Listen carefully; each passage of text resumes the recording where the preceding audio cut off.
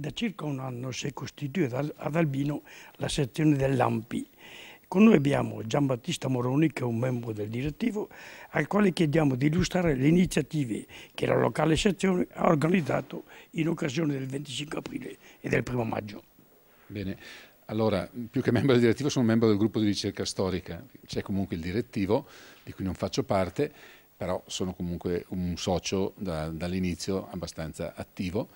E tutta l'AMPI di Albino si è data molto da fare in questo primo anno da che si è costituita, e le due iniziative imminenti sono quella del 25 aprile, che riguarda appunto una celebrazione relativa alla festa della Liberazione, e consiste in uno spettacolo musicale. Il titolo è Eppur bisogna andar, come sottotitolo Sulla cattiva strada, perché le musiche utilizzate dal gruppo musicale fanno soprattutto riferimento alle musiche di Fabrizio De André. Questo per il giorno del 25 aprile, quindi la data classica della festa della Liberazione. Che si tiene? Si tiene ad Albino, in piazza San Giuliano, alle ore 16.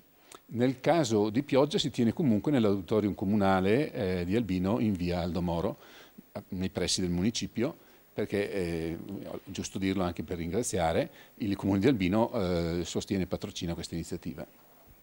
Sempre nell'auditorium, quindi nell'edificio nuovo dell'auditorium di Albino, nei pressi dell'edificio comunale, ci sarà il 3 maggio un'altra iniziativa di grosso spessore. Ci sarà a parlare per noi il professor Valotti Giampiero di Nembro, molto conosciuto anche qui ad Albino, una persona di grosso spessore culturale, ricercatore storico, scrittore di diversi libri, che presenterà per l'occasione il libro da lui realizzato sulla storia del Cochi, un sindacalista del periodo del fascismo, che ha avuto una grossa importanza per quanto riguarda le lotte sia operaie che contadine nella nostra vallata nel periodo appunto prima della guerra mondiale, della seconda guerra mondiale. Questa figura è una figura di estremo interesse.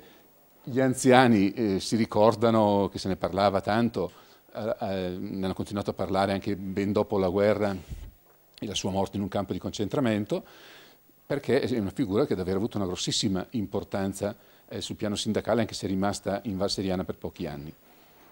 Oltre a presentare questo libro avremo, quindi Valotti che parla di questo suo libro, di questa figura importante, avremo un gruppo degli Zanni che suonerà canzoni di lotta e di lavoro legate alla stessa figura e quindi al periodo storico in cui ci furono queste grandi e importanti iniziative di solidarietà dei lavoratori e di sindacalismo agli inizi, se vogliamo, nella nostra terra. Quindi musiche popolari, canti legati a questa figura. Due parole sull'attività, su questo primo anno di vita del sodalizio. Allora, buona parte dell'anno è stata, diciamo, impegnata nella creazione di un gruppo consistente di persone che si impegnassero sul tema. Le attività realizzate sono appunto costituire un gruppo significativo di aderenti. In realtà l'AMPI ha già più di 100 iscritti, e abbiamo intanto contemporaneamente portato avanti la ricerca storica su figure della resistenza albinese.